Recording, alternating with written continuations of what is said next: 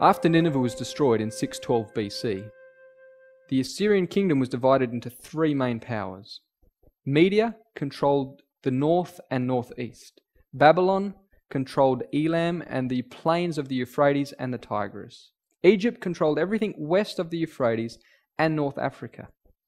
It was within this division that Egypt controlled that this city, Jerusalem, found herself paying homage to Egypt. The kingdom of Judah became a vassal unto the king of Egypt. This city trusted in Egypt for security, instead of trusting to the Most High that ruleth in the kingdoms of men. The divine record shows us this in 2 Kings 23. And Pharaoh Necho made Eliakim the son of Josiah king in the room of Josiah his father, and turned his name to Jehoiakim, and took Jehoahaz away. And he came to Egypt and died there. And Jehoiakim gave the silver and the gold to Pharaoh, but he taxed the land to give the money according to the commandment of Pharaoh. He exacted the silver and the gold of the people of the land, of every one according to his taxation, to give it unto Pharaoh Necho. The growing power and ambition of Babylon soon led to a clash with Egypt.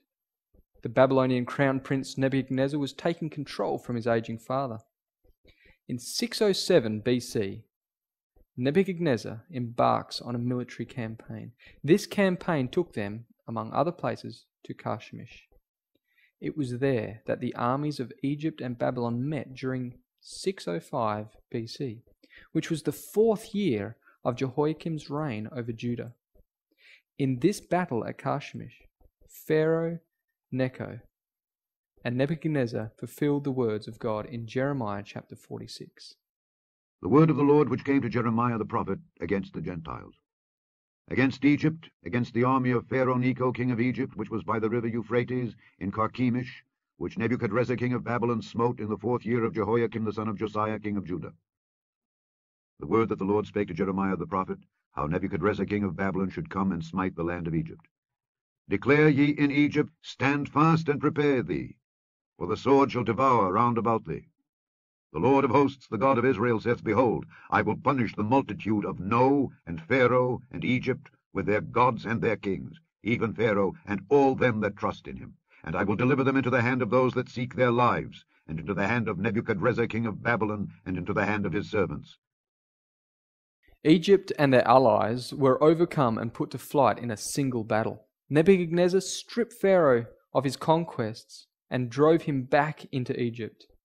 The completeness of this victory is recorded in 2 Kings chapter 24. And the king of Egypt came not again any more out of his land, for the king of Babylon had taken from the river of Egypt unto the river Euphrates all that pertained to the king of Egypt. History tells us that after this victory, Nebuchadnezzar's father died on the 16th of August, 605 BC. Within 3 weeks, Nebuchadnezzar was back into Babylon and ascended the throne as sole ruler, although he was already joint ruler in 607 BC, 2 years before. It was during this military campaign that Nebuchadnezzar came to this city, Jerusalem, and besieged it. It was the 3rd year of Jehoiakim's reign over Jerusalem. This was the accomplishment of the first words of the book of Daniel. In the 3rd year of the reign of Jehoiakim king of Judah came Nebuchadnezzar king of Babylon unto Jerusalem, and besieged it. And the Lord gave Jehoiakim king of Judah into his hand, with part of the vessels of the house of God, which he carried into the land of Shinar to the house of his God, and he brought the vessels into the treasure house of his God. It would have been a hard thing to have lived here and witnessed the terrors of battle, seeing your beloved city and the temple destroyed, the treasures taken, and worst of all, the young, talented children of the royal house taken captive.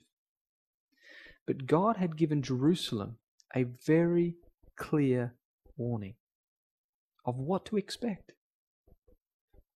He warned them through his prophet Isaiah 107 years beforehand. And this is found in 2 Kings chapter 20. And Isaiah said unto Hezekiah, Hear the word of the Lord. Behold, the days come that all that is in thine house, and that which thy fathers have laid up in store unto this day, shall be carried into Babylon.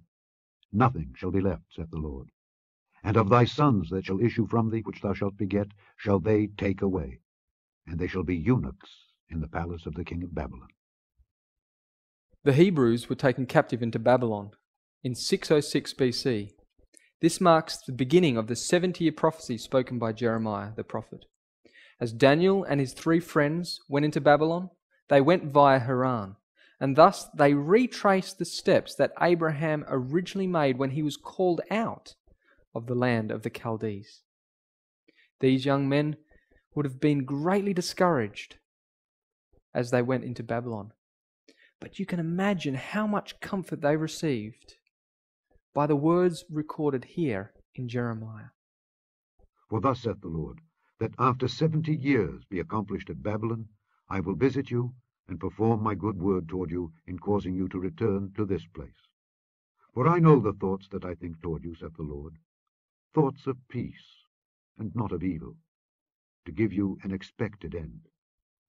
Then shall ye call upon me, and ye shall go and pray unto me, and I will hearken unto you. And ye shall seek me and find me, when ye shall search for me with all your heart. And I will be found of you, saith the Lord, and I will turn away your captivity, and I will gather you from all the nations, and from all the places whither I have driven you, saith the Lord. And I will bring you again into the place whence I caused you to be carried away captive. Daniel and his 3 friends sought the Lord during this catastrophic event, and they found God to be a personal comfort and guide. Have you found God in your calamities?